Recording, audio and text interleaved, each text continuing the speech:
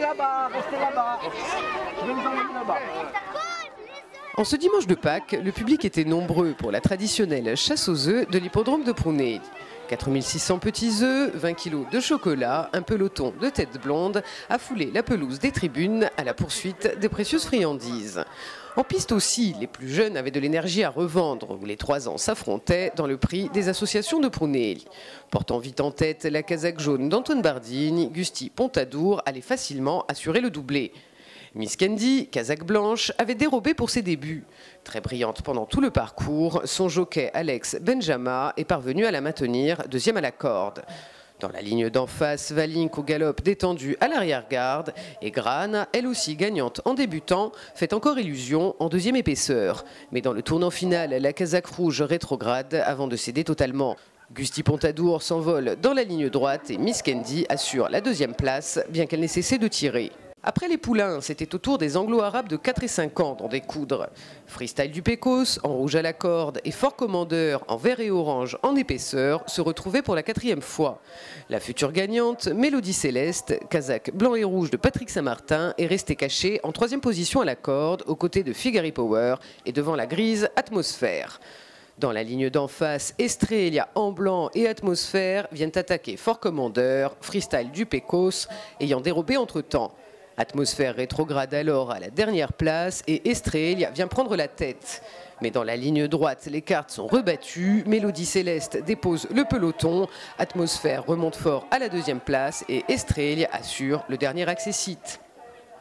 Mais la surprise du jour est venue de la non moins surprenante Milady de l'Astrée, casaque blanche de Christian Barzalone, qui a tranché entre l'attendu divin de Caju et le tombeur d'illusions sauvages, Foxy du Pécos.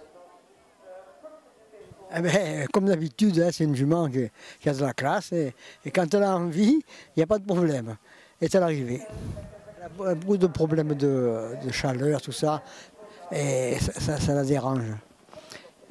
Et quand elle a plus ces problèmes, c'est un phénomène. Elle a battu de très bons chevaux, tout le temps, quand elle n'a pas ces problèmes. Parce que c'est une jument qu'il faut connaître.